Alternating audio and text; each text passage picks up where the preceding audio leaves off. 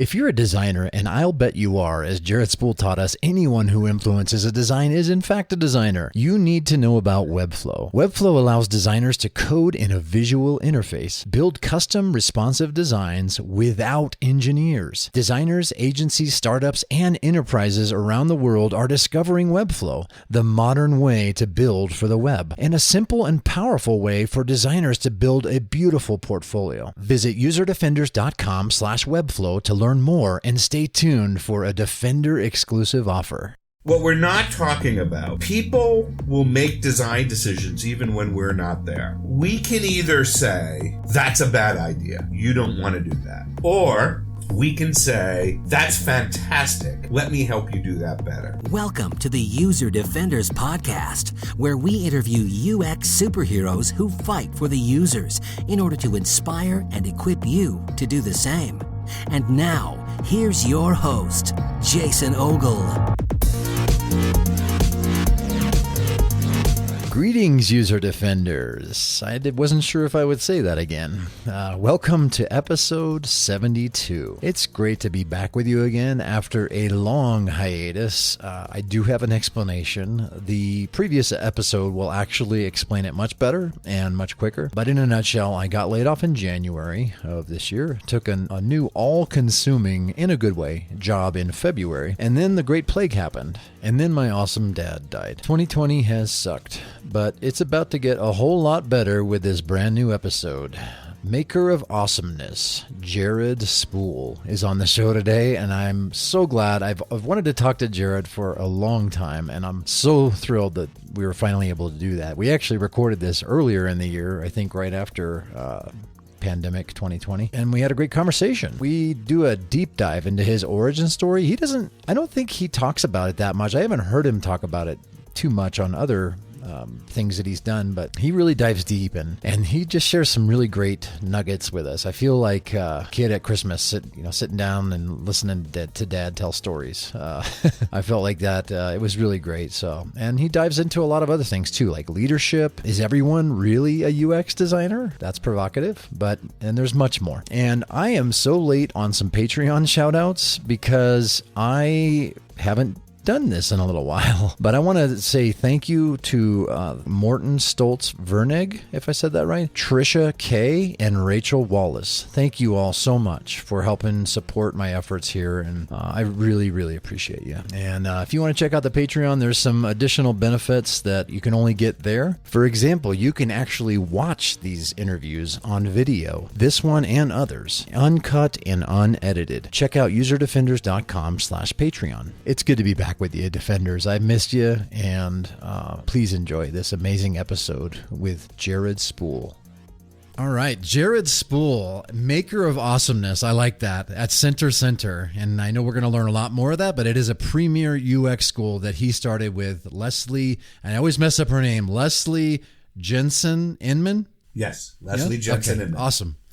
Yes, and so they started that. How long ago was that, Jared? 2012 is when we started the project.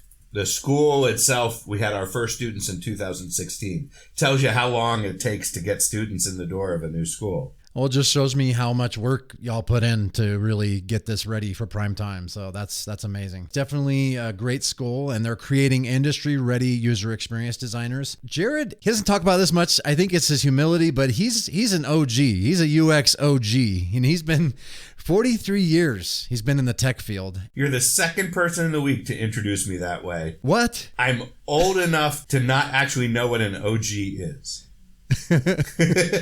Original gangsta. Okay. See, I didn't know. I thought it was just old guy.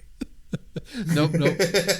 You're an original gangsta, man. And, so that's super impressive. I wanted to be the only one to introduce you that way, though. But I'm sorry. That's okay. No, I was at a conference last week, and they introduced me that way, and I'm like, I have no idea what that means. That's cool. I hope it's good. And you've written 2 books. You've published hundreds of articles and podcasts, and you've toured the world speaking and to audiences everywhere. So a little known fun fact about Jared, and I always like to do these are fun icebreakers, is he didn't, and I didn't know this about you, you did not graduate high school or go to college. And I'm raising my hand too. I can identify with that. But that is really fascinating. Yet now you run one of the leading schools for UX designers.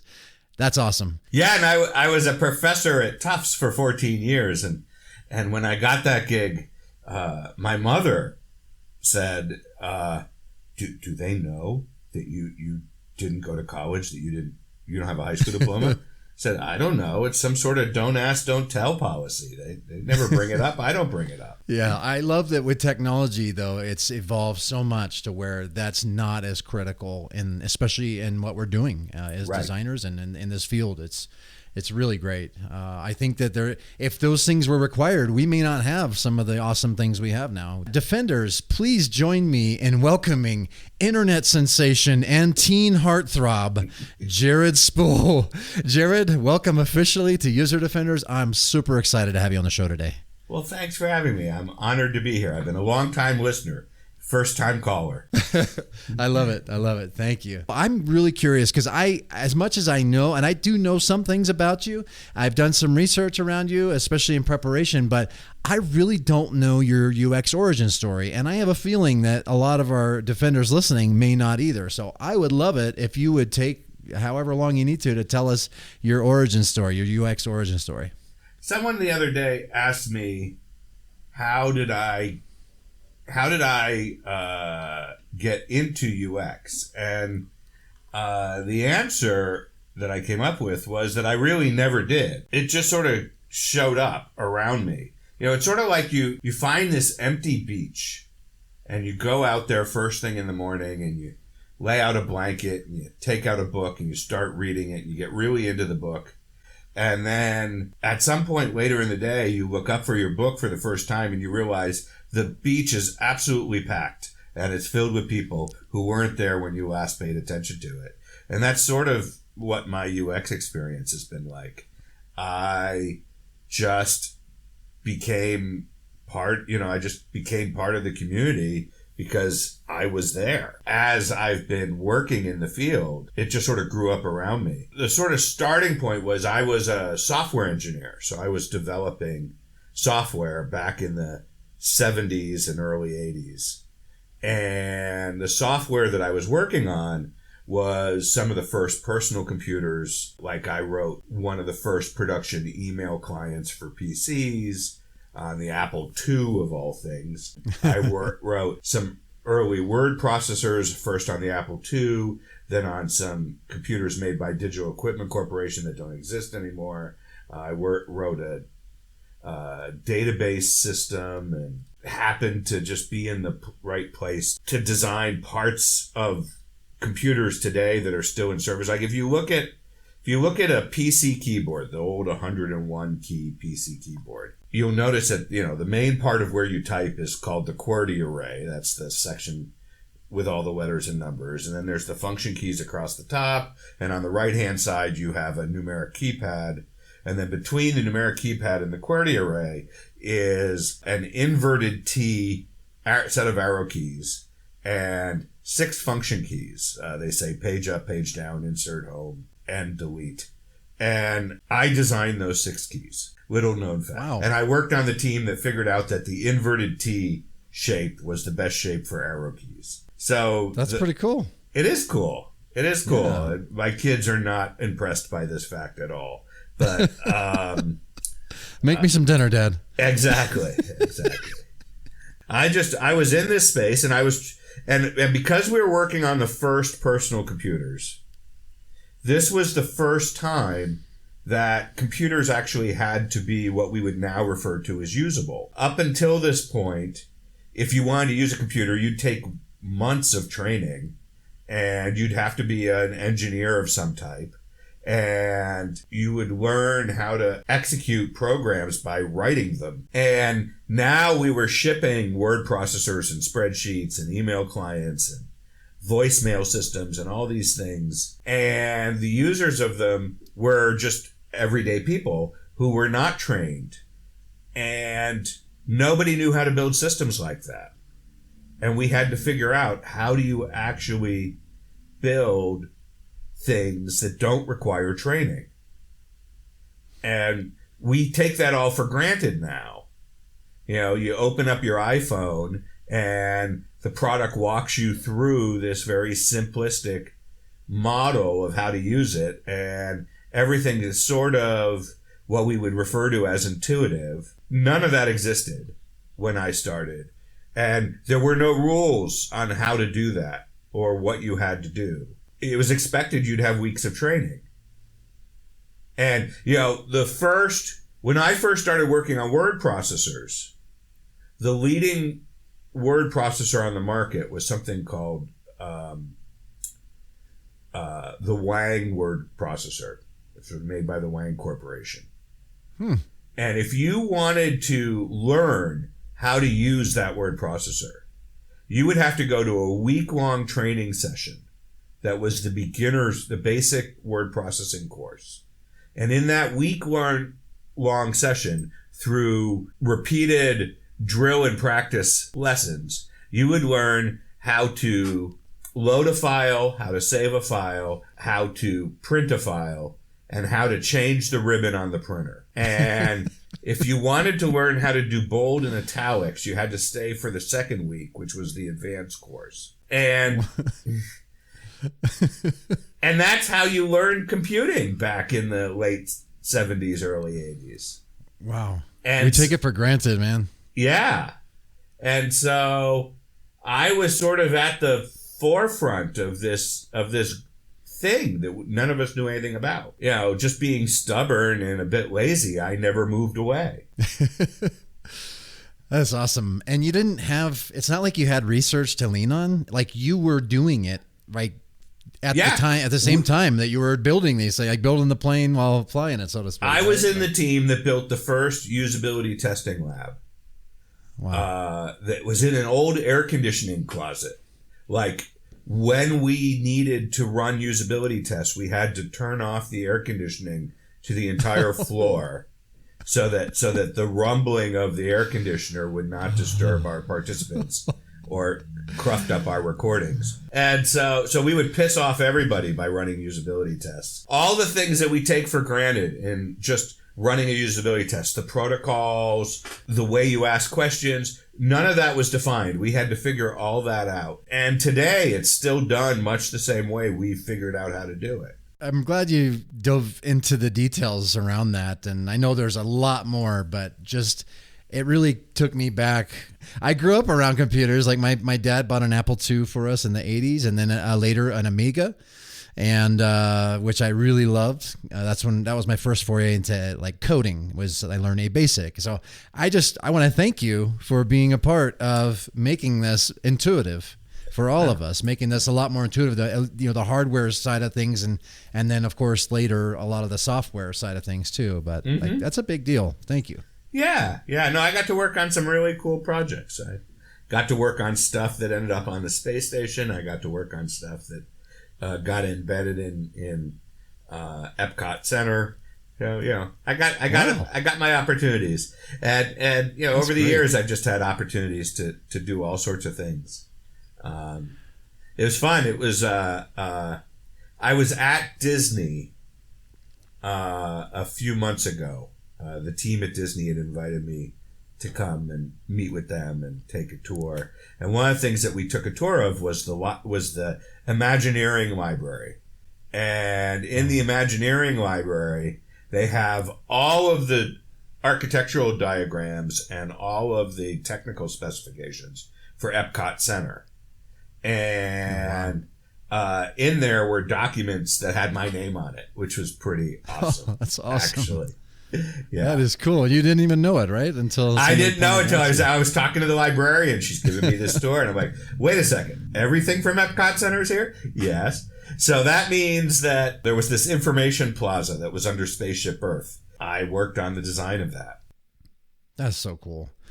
Well, that is an awesome introduction, Jared. I thank you so much, because this is stuff that I think a lot of us don't know about you. And so I think that's really valuable. And I'm glad that we started off this way. And let's fast forward nearly 40 years now, nearly, 3 decades plus, where you started thinking about Center and you started trying to figure out how this could be possible. And again, as we just learned, you spent a good amount of time getting this prepared, getting this ready to make industry ready UX designers. That's a big deal. Do you see the process of landing a job in UX? Do you see that evolving? Do you see that getting better, getting worse? Like, do you see different roles evolving in UX that we haven't thought of yet? So there's a lot in there. Let's unpack that. So there's a ton changing, right? So when I started in this business, nobody even referred to it as UX.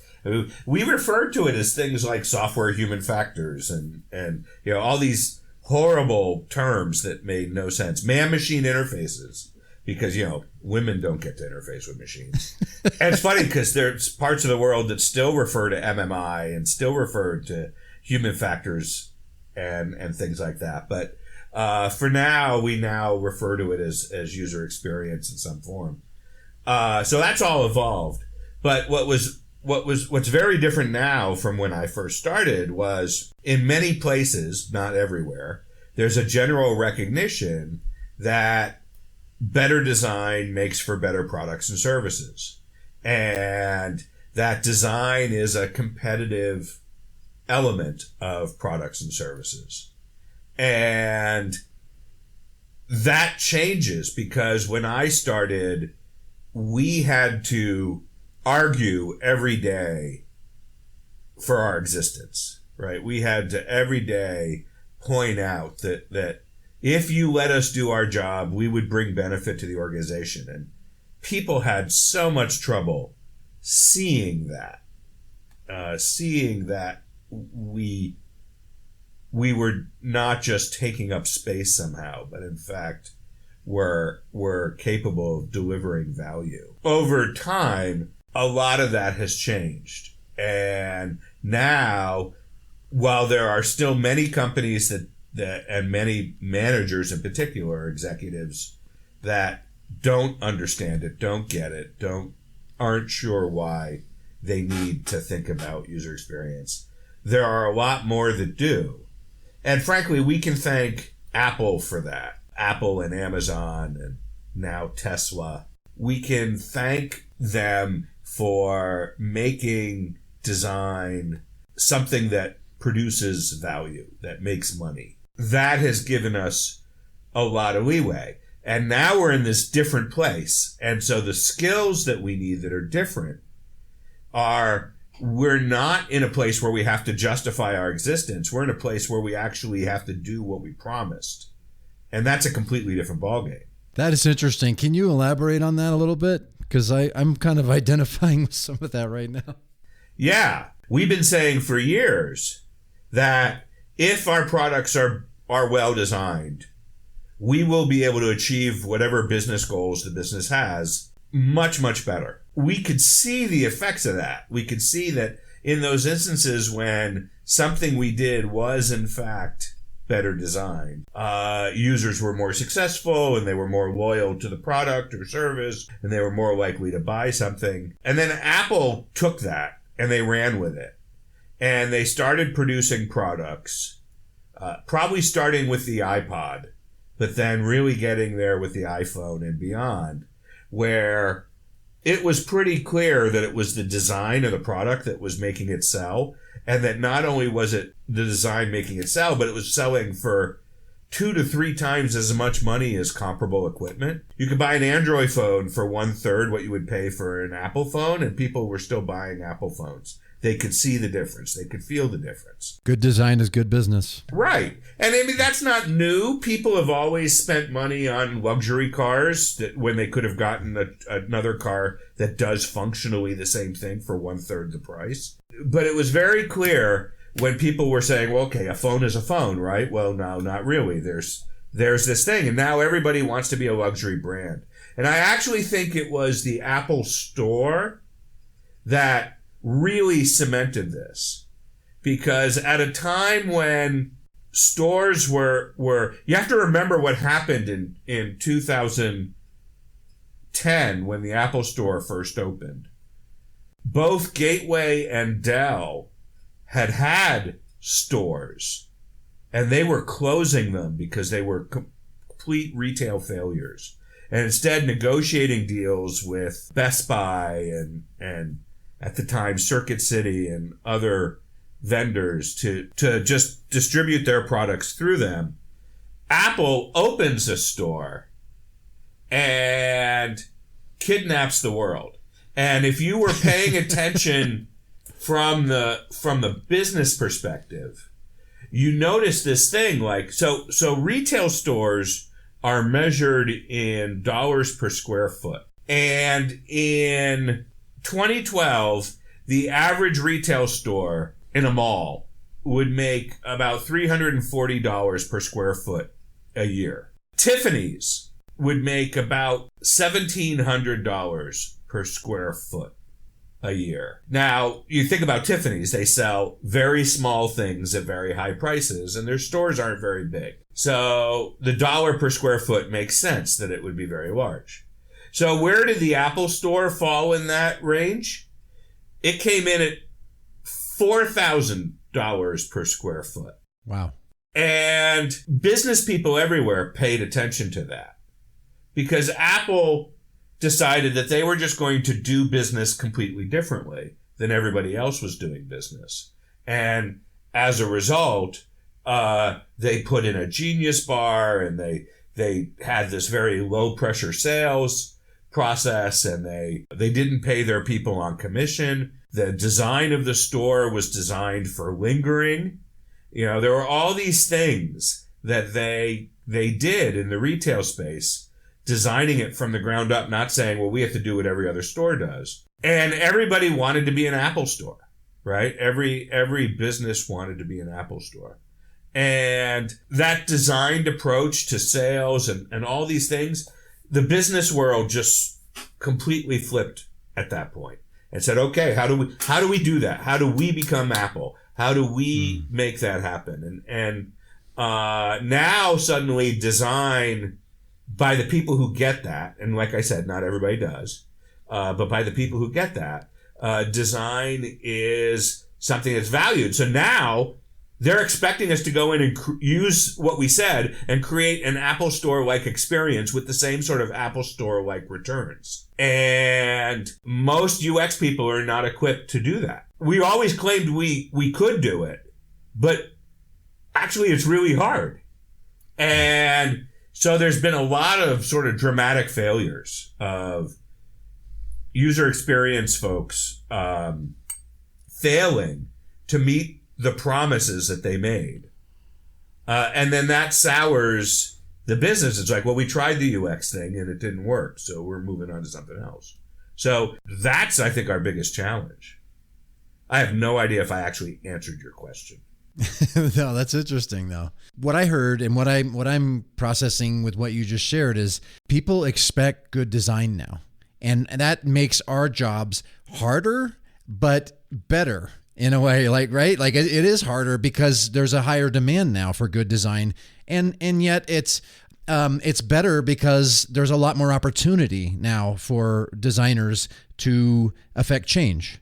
Is that kind of? Yes. But the demand comes from people who are not literate, right? So they don't see quite, they have this sense that some design is great and some design is not so great. And it's like somebody went and had this amazing meal at a fantastic restaurant. And they had, I don't know, beef bourguignon. And it's like, hey, Jason, you can make beef bourguignon. Could you cook it up? And then now I have this expectation that yours is going to be as good as this amazing restaurant that I just had. Because after all, how hard could it be? You know, right. Yeah. I said to the waiter, I want beef bourguignon. And 10 minutes later, a plate of beef bourguignon showed up. You know, let's ignore the fact that it actually takes 2.5 hours to cook. Like this miracle of making beef bourguignon somehow happens in 10 minutes. They didn't know I was going to ask. So they obviously know how to cook it in 10 minutes. And, you know, there's all this stuff that happens behind the scenes that nobody sees, but that's all hidden. That's right. We don't see it. We don't see all of the effort that these chefs, these folks back there in the kitchen, what got them there? We don't know that. We're just there. We're there hungry. We want a good beef bourguignon, and I don't even know what that is. That's how like fancy that probably is. It was Julia Child's signature dish. Just going to put that out there. Oh, okay, interesting. So we don't see what it took for them to get there to be able to make it that good. And I think this is an interesting segue into one of the questions I was going to ask you a little later, but it seems like it makes sense now. You do say You say that everyone's a UX designer. Mm-hmm. It's like me saying I could make that beef bourguignon in my kitchen at home. You can. I can. It's just not going to be as good as theirs. Sure. How many people are mad at you for saying everyone is a UX designer? And do you still believe everyone is a UX designer? I think at last count, I think it was about 4,700 people are mad at me for saying this. The instruments, I don't have a testing kit to accurately You haven't measured that? I haven't measured that. Fair enough. A lot of people are mad at me. Why? A large portion of Twitter. Well, because they're wrong. I can't help that. There's a big confusion in our space. There's a whole bunch of things that we don't talk about as a community that we need to be talking about. And this is one of those things. What we're not talking about is this idea that people will make design decisions even when we're not there. And we can either say, that's a bad idea. You don't want to do that. Or we can say, that's fantastic. Let me help you do that better. Partially because many of us come from this world where we've spent much of the last couple of decades trying to justify our existence. We feel like, well, if they think anybody can do it, they'll never hire us. Self-preservation. Right. The problem that we have is that we are in this situation where the world has changed and we're not adjusting to it. And the people that we're working with now are off making decisions, and they're off trying things. And one of the things we don't realize is every decision that gets made about a product is a design decision, right? Developer decides to, he can't wait for the UX person to tell him how to lay out the screen, so he takes his own stab at it. After all, how hard can it be? Right? And he vomits the database onto the screen. And those were all design decisions. And from his perspective, it's as good a design as any because he can't tell the difference. He's not literate. He doesn't know. Literacy is basically understanding the difference between good and bad, right? And he doesn't understand the difference between good and bad. So he puts together this design, and it's not good. We know it's not good, but from his perspective, it's better than anything he's ever done before. So he thinks it's great. And so he's happily doing that. And we can say, you know what, never do that again. Let me do all the databases. But the problem is there aren't enough of us. And that slows things down. We've got product managers who are looking at several alternatives. And one would produce a better user experience, but it would take longer to ship. And the other one would be faster to ship, but it would produce a crappy user experience. Well, if they can't tell the difference between a good user experience and a bad user experience, all they can see is one takes longer and one is faster. And they'd be stupid to pick the one that takes longer. Why would they pick that if it's the same in every other dimension? And so the issue is that we have really poor design literacy, and we have no tools in our community for disseminating better design literacy. That's not something we talk about. We talk about all sorts of things. Should we be skeuomorphic? Should we be flat? What tools should we use? But we don't talk about... Should we code? Yeah, should we code? But we don't talk about should coders design, right? We don't talk about should product managers understand the difference between user experiences? And how would we get them up to speed? And until we accept the fact that they are already designers, but they're not very good ones, we're going to continue to try and create this wall where it's like, that's our job. Let us do this. And, the arguments I get to this are, well, just because I cook something doesn't make me a chef. Well, no, because the definition of a chef is someone who runs a kitchen. The definition of someone who cooks something is a cook. So, well, just because I put a Band-Aid on doesn't make me a doctor. No, it doesn't make you a doctor, because to be a doctor, you have to be licensed by the state and get past your medical exam. But it does make you someone who's taking care of your health. And, we have people who are designers. We're not licensed professionals. Anyone can say they're a designer. So what's the difference between people who say they're a designer and people who aren't? There is no difference, right? What's the difference between someone who sketches out a screen but has never called themselves a designer and someone who sketches out a screen and gets paid to be a designer? The only difference is somebody got paid to do it. And so all these people are there. And if you take this even further and say, well, look, anybody who influences the design is in fact a designer. So not only are product managers and developers designers, but that person in regulatory compliance who tells us that we have to put this big I accept button on the screen, right? They're designing. Yeah. And if we think about it even further, the person in HR that screens people for our team and tells us whether we have a job rec or not, they're actually affecting the user experience, because if we had a couple more really skilled designers, we'd get a different user experience than if we don't. So those HR people who are giving us candidates to look at for hiring, they're designing. They just don't know they're designing. And the person in finance who's allocating the budgets for our project, they're designing. They just don't know they're designing. And if we could actually show them how the effects of their decisions affect the product we produce, they might make those decisions differently. And isn't that just what design is rendering intent? It's I have an intention to produce a great product. How will I go through the steps to make that product happen? Well, if part of the steps is I need to find designers to bring onto the team who have the right skills to produce the stuff, well, HR is going to play a role in that. And if I need to have the budget to be able to do user research, then finance is going to have a role in that. And if they don't understand how spending money on user research creates a better design, I'm not going to get the design I want to build. So all those people are designers. And once we acknowledge that, the world changes. And the world says, okay, how do we make them better designers? How do we make ourselves better designers? Right? So the whole quote is not just everyone is a designer. The whole quote is everyone is a designer, but not everyone is a good designer. However, everyone can become a better designer. And I like that. That's the thing that I think everybody can start to get behind.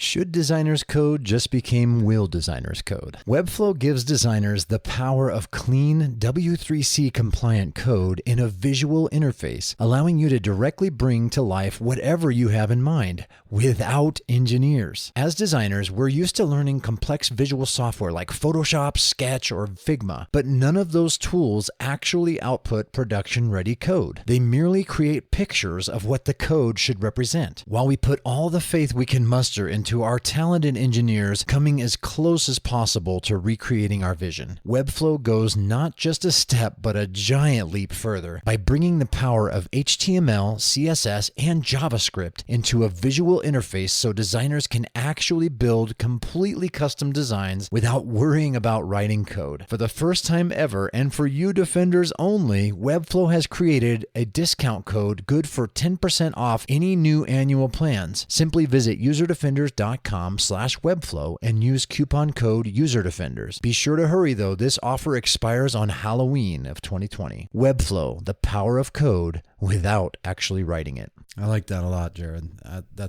That really resonates and it makes sense to me, and I agree with you. I'm a part of a new team over here in Denver, as you know. The products that we have and that have been built have all been basically built by engineers. And I'll be honest with you, I'm pretty impressed with what they've been able to do to create this. It's a super robust product, but there's obviously a lot of need for good designers to get involved and to affect change on. So it's really interesting. A big part of our job is education. It's the literacy factor, like you just said. We're trying to do the work, but we're also trying to educate and bring value. And so there's that tug of war there. It's like we want to be shipping, we want to be delivering and showing value, but sometimes you have to be patient to see the value that a UX team, especially a new UX team, in an environment like this can bring. You've also said that design is a team sport, and I like that a lot because it is. And I think one of the wins we've been getting is doing these heuristic evaluations, bringing the product managers in, bringing the engineers in, and doing this together as a team. And it's been really impactful to uncover all of these problems, isolate them and uncover them as a team.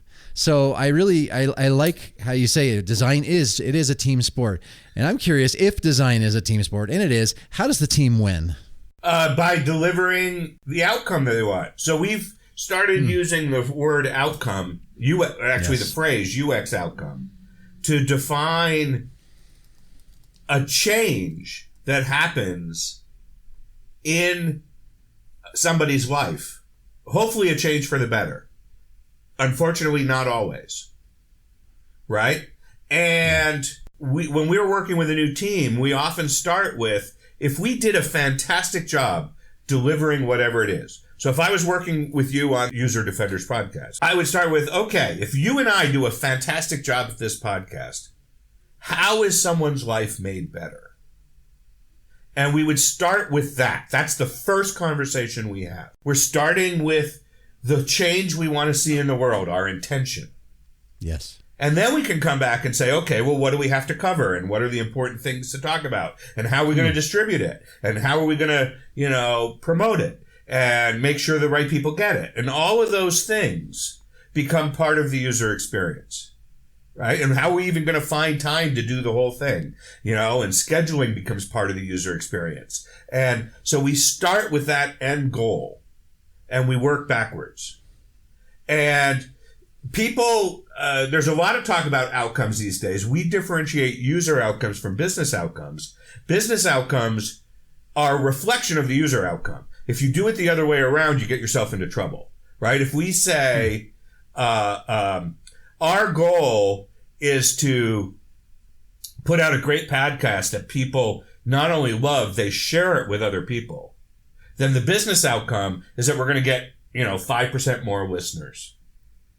But if we start with, well, our goal is to get 5% more listeners because that's how we make money, then maybe we would end up with produce a great podcast, but we might also end up with some sort of dark pattern of let's trick people into downloading this thing they don't want to listen to. Yep. And but if we focus on improving someone's life, then we don't end up with the dark patterns. It naturally cordons them off, and we can get to business outcomes that support the UX outcome instead of trying to justify a business outcome with some sort of made up UX outcome that may or may not get the result. It makes sense. I like that. Yeah, it does. I love it when I make sense. It doesn't happen that often. I know we're kind of rounding third here a little bit, and I proverbially speaking, Jared. I see. Don't get too excited, my friend. I have no idea what you... Yeah, that's a sports ball thing, isn't it? You were talking about the basketball or something, right? Yeah, that's it.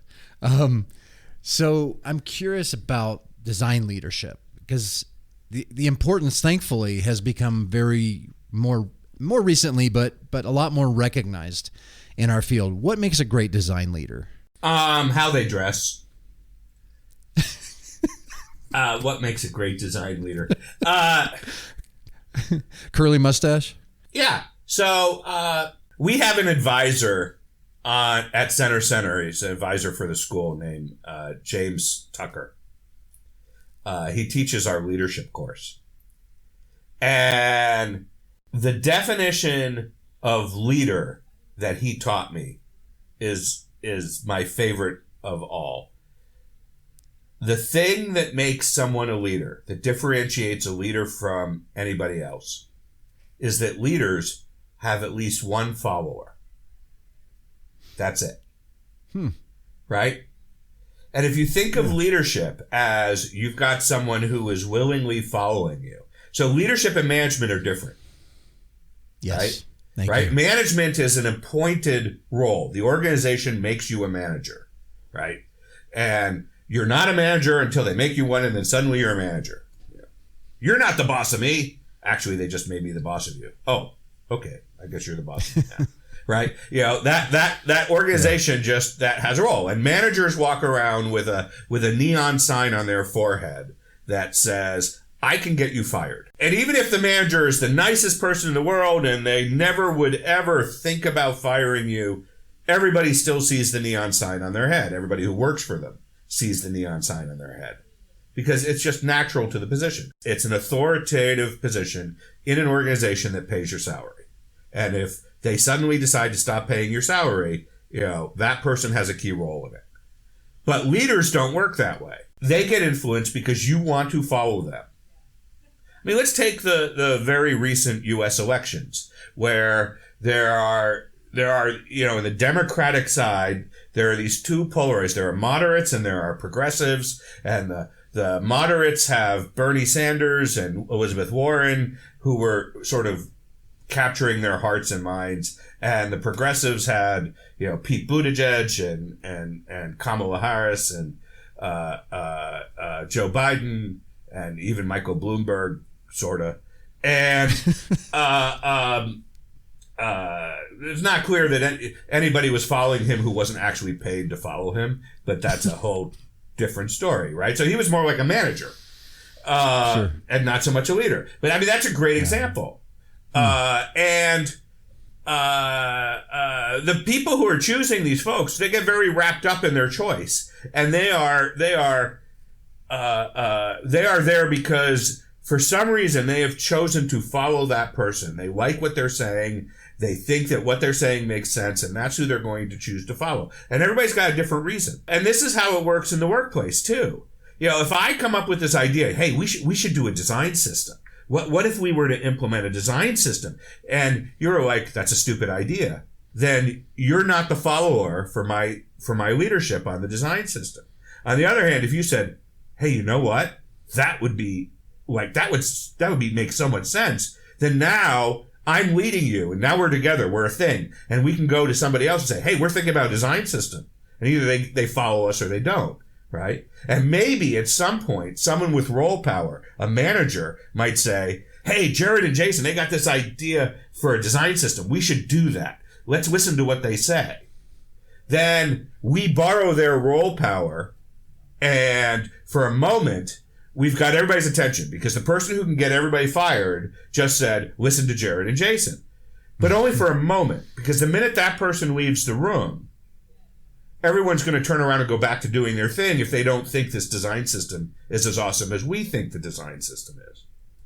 Yeah. So anyone can be a leader in an organization if they have an idea that people want to follow, and they sort of push that vision of that idea forward. When you were talking about how people willingly follow leaders and people forcefully follow managers, I had like a visual in my head, like it's like the leash versus the magnet. Yeah, that's exactly right. And you see this. So, one of the other things, we're talking about so many things that people don't know. One of the other things a lot of people don't know is that I spent a year in the Obama White House. And when I was there, Dennis McDonough was our manager. He was the chief of staff. And when Dennis asked you to do something, you did it. And Dennis could, he had written in very neon letters on his forehead, I can get you fired. And that was the case, right? That was absolutely true. President Obama was the leader. He had formed the group we were in, the U.S. Digital Service, and he had formed this group, and we were there to meet his legacy and to deliver better digital services to all of the American public. And he believed in that, and we believed in him. But when we needed something that needed role power, we would go to Dennis McDonough. Steve Jobs. Let's talk about Steve Jobs. Steve Jobs, for all intents and purposes, if you talk to anybody, was a horrible manager. People hated working for Steve Jobs, right? He was such a horrible manager that in orientation at Apple on your first day of work, they would tell you, if you found yourself standing at the elevator and Steve Jobs walks up to get on the elevator, go find another elevator. Don't get on the elevator with Steve, because if he's having a bad day, you may not get off that elevator as an Apple employee, right? Oh, wow. Okay? And so people were petrified of him. Yeah. On the other hand, as a leader, people would walk across the earth for the man, right? They Sure. would follow him anywhere. They were so in love with his leadership. But now let's look at Tim Cook. Tim Cook, for all intents and purposes, anybody I've ever talked to, people love him as a manager. He is an incredible manager. He helps make the organization effective. He's thoughtful. He will listen. He's an amazing manager. And on certain issues, privacy, social justice, human equality, he is an incredible leader. He's done amazing things. Technical leadership, I think the jury's still out, right? Their products since Steve died, they're not the same. They don't have the same thing. Maybe the most impressive thing is sort of what Apple's been doing with Apple Pay, but that's about it, right? It's right now it's not the same thought leadership that we saw under the Steve Jobs era. Hi, I'm Jessica Ivins, and I'm a faculty member at Center, the UX Design School, and I fight for the users. You're listening to User Defenders Podcast with Jason Ogle. ABL, always be learning.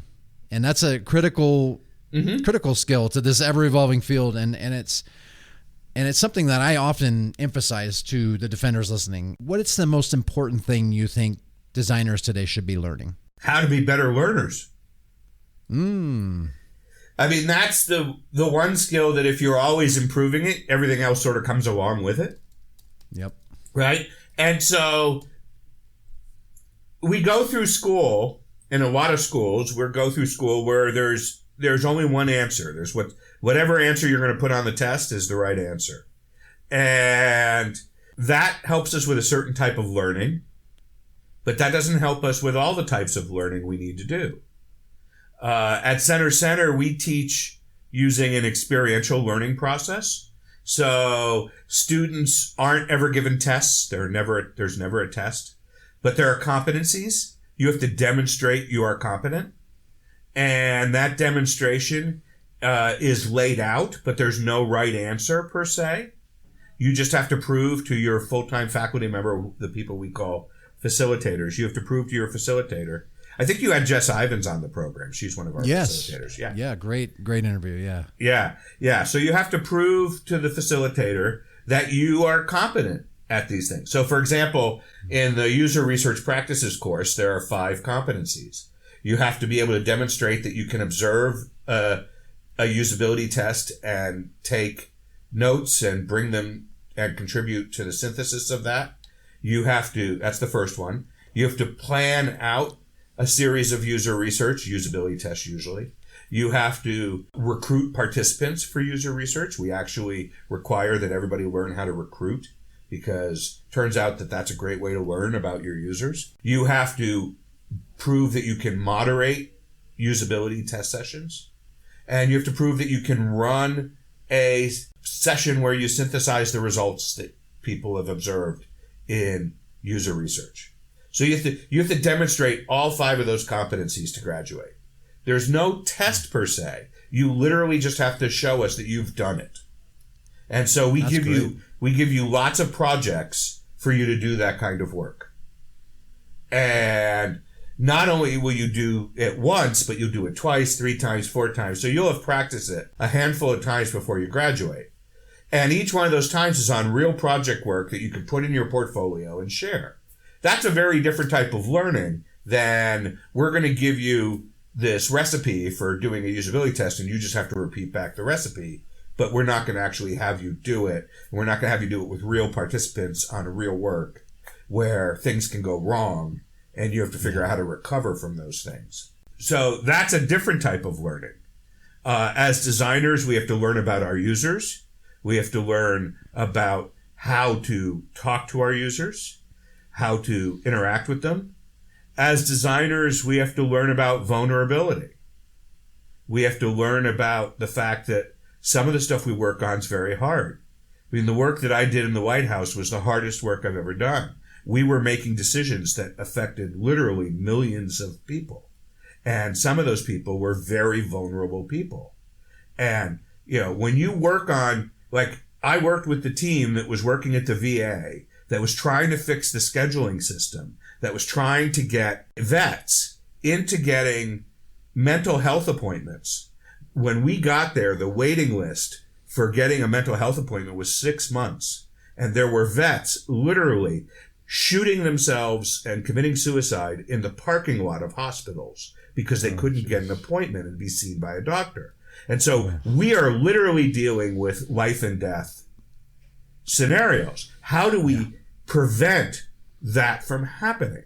And so you have to deal with the fact that, you have a hard day at work. Oh my God, this is a hard day at work. How do you work on that stuff? And now we have to learn about second order effects and third order effects.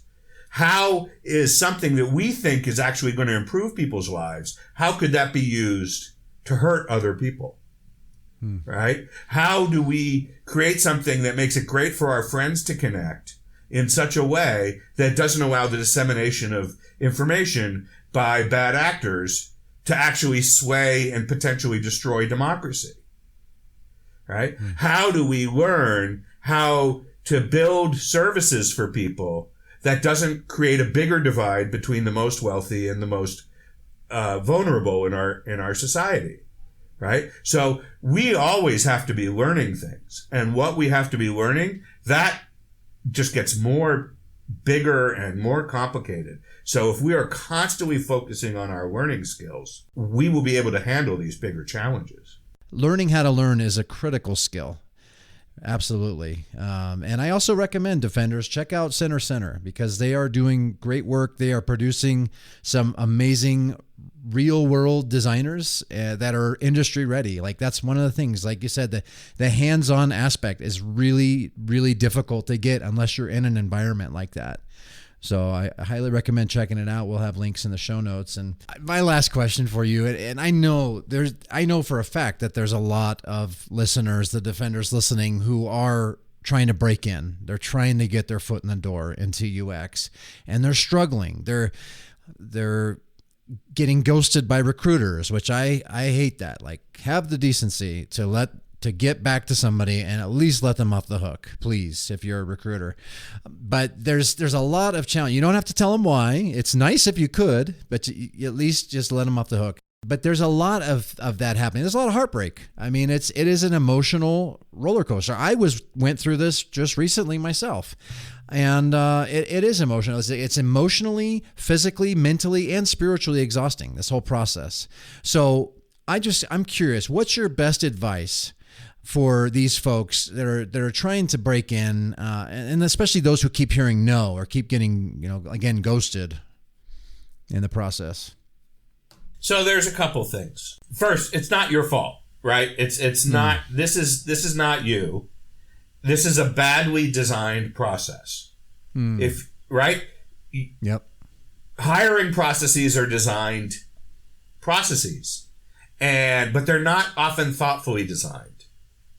And a hiring process that ghosts you or cuts you loose with a form letter without giving you any reason or any way that you could say, wait a second, you didn't even ask me the most important things, right?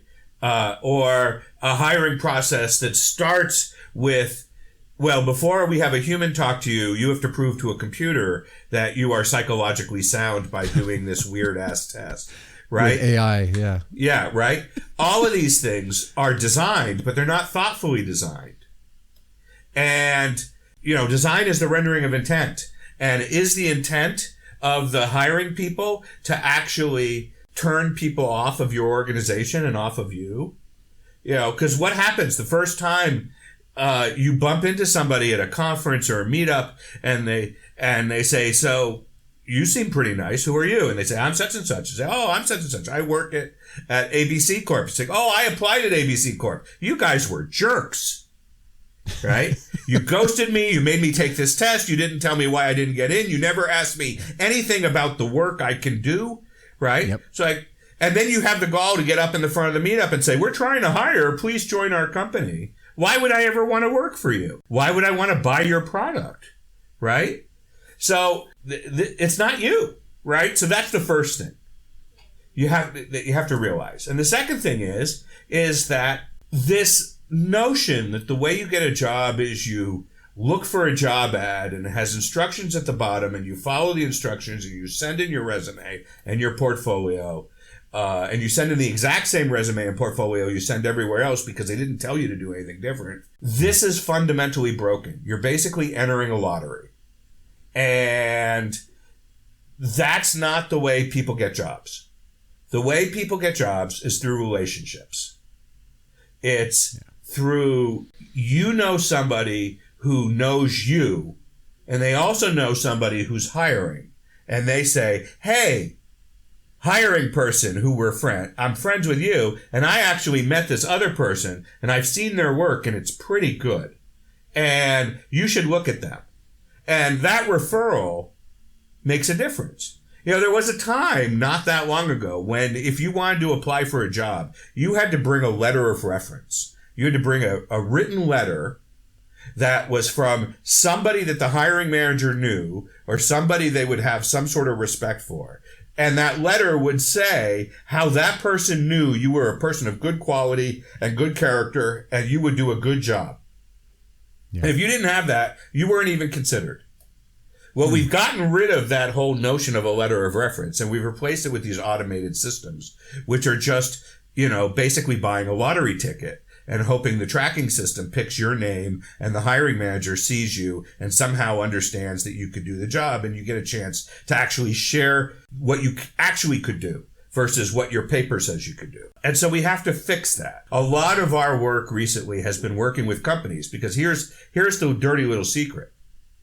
If you actually build a great hiring experience, you make your products more competitive because you spend less time hiring, because a lot of the problems with this hiring process, I just had a hiring manager the other day tell me that he for any given posting he makes, he has 200 or 300 applicants and he's filling one job out of those 200, 300 people. And he takes the effort to look at every single one of those applicants. And while that's okay, it's a huge waste of time.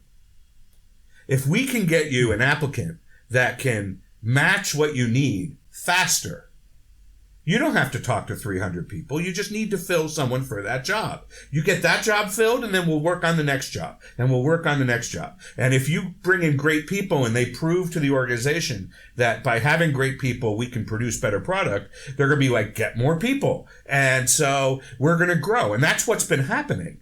But it's huge. The other thing that you need to understand is right now, because of the evolution of our field, we are biased towards more senior people. So when people are hiring, they have not built an organization that can effectively absorb junior people who are early in their career, who are working on their first jobs. They're happy to get any job, but they need help. They need training. They need assistance. And everybody wants someone who on day one can hit the ground running and can just be contributing every day. And that's great. But what you end up doing is you end up building these teams that have all senior people in them. But the senior people are doing like production level work. Because when you get a big enough team, there's a certain percentage of work which is basically just keeping the wheels spinning. Producing wireframes, running user research sessions. And sure, you want people who know how to do the job, but they're highly repetitive, which is not a bad thing. But they don't take skills to do it the 100th time or the 200th time or the 300th time that you didn't have the first 10 times. And because they don't take those skills, having senior people do that work is not an effective use of personnel. You want your senior people solving problems that no one's ever solved before because they have the most experience and capability to do that. You want junior people to come in. So what you want to do is figure out what is that 10, 15, 20% of your people's work that you could give to someone who has less skills, but once you train them how to do it, they would be so happy just getting that experience under their belt and being part of this team and getting that and doing that work. And then you can no longer do that work and you can move on to a bigger thing that no one's dealing with because you don't have time, because we spend so much of our time creating wireframes and creating sort of run-of-the-mill user research and all these things. That has to be done, but it doesn't have to be done by our best people.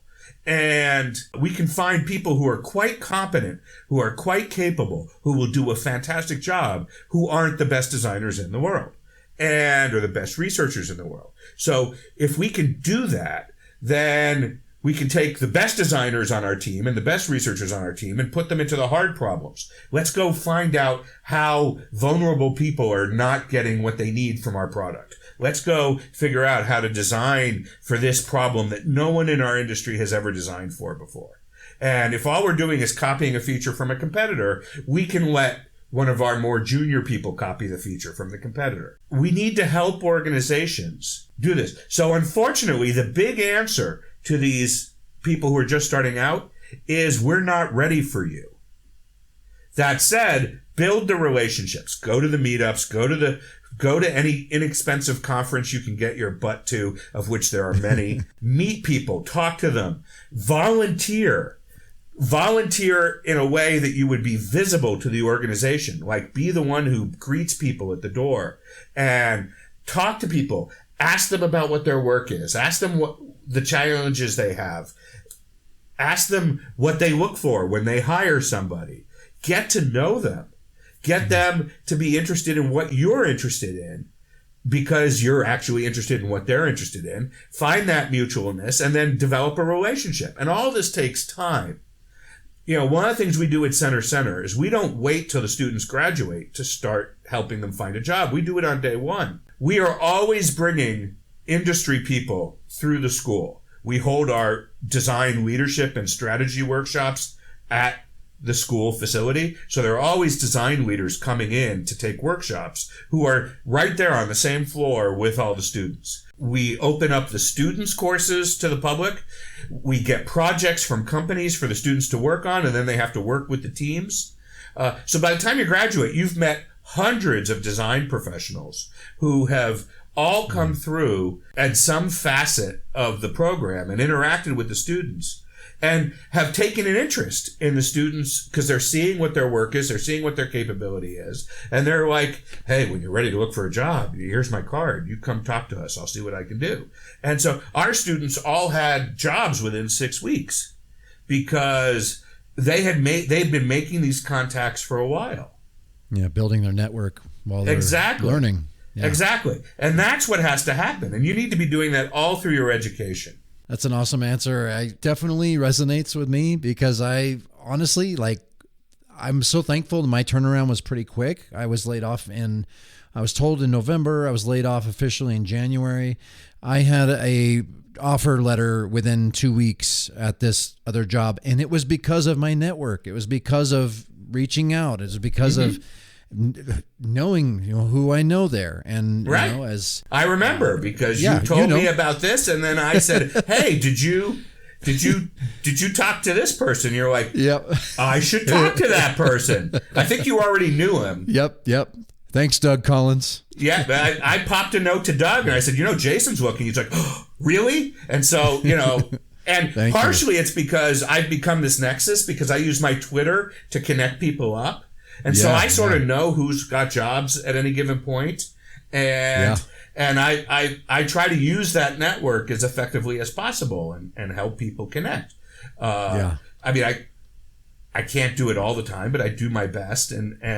But the reality is that that's how it's done. That's how people get jobs. You talk to 9 out of 10 professionals in our field, and you talk to 10 professionals, 9 out of those 10 will tell you that they got their job because someone connected them to someone else, not because they entered the resume lottery.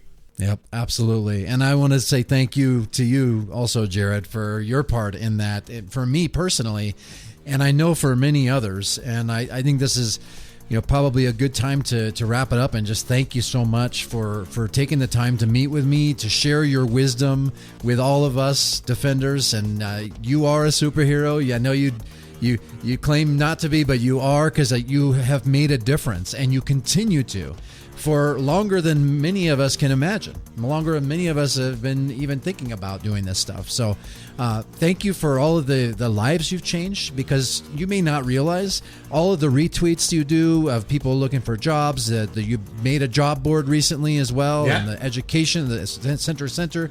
Like, you are changing lives. And I don't know if you've ever really thought about it in that way, but people's livelihoods, people are able to take care of their families, people are able to help the needy because of the work you're doing. So thank you so much. And I want to say, last but not least, fight on, my friend.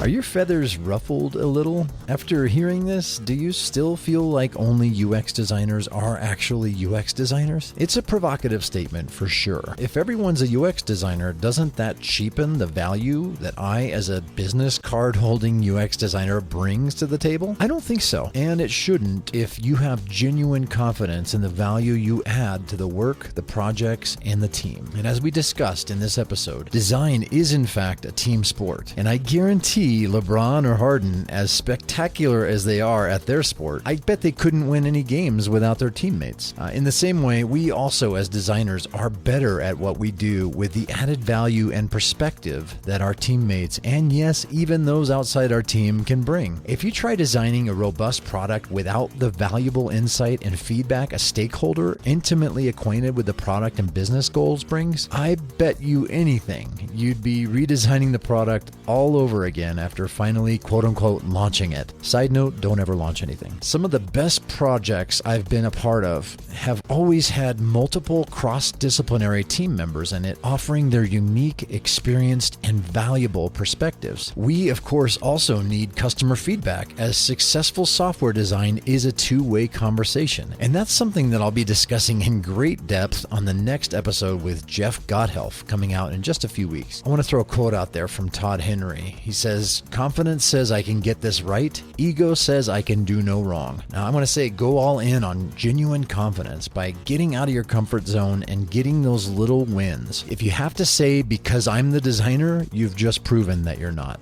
Tweet your takeaways, Defenders. And I know Jared would love to hear your thoughts on the episode, love to hear value that it added to your life and your design career, and even if you have issues with anything we've shared, I'd love to hear about that too. I'm at User Defenders, and Jared is at JM Spool. I want to thank Webflow for sponsoring this episode and the next. I was so thrilled when they agreed to sponsor these next two episodes, and what an excellent tool. Be sure to check out that offer. It's an exclusive Defender offer. They don't do that very often. I think this is the first time they've done this for us, so that's pretty incredible. You can get 10% off your annual subscription by typing User Defenders coupon code at checkout, and go to userdefenders.com/webflow to get there. Thanks again, Webflow. I want to thank Eli Jorgensen for Jared's, aka Captain Humility's, astonishing artwork. Check it out on the show notes page at userdefenders.com/072. As I mentioned, coming up in a few weeks, I have my awesome interview with Jeff Gotthelf, who is the co-author of one of our industry staples, Lean UX. Among the many valuable things we discuss, we'll be discussing how a designer best fits into the agile process.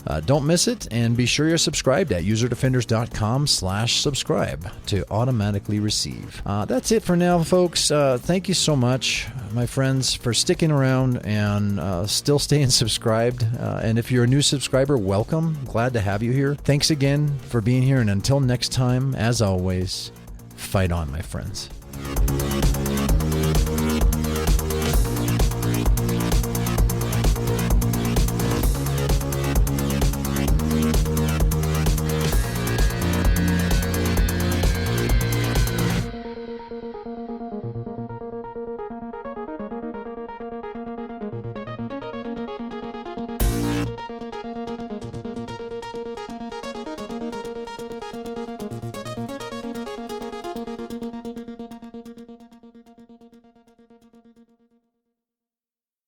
I was thinking that my superhero name could be Captain Humility. You think that's too much?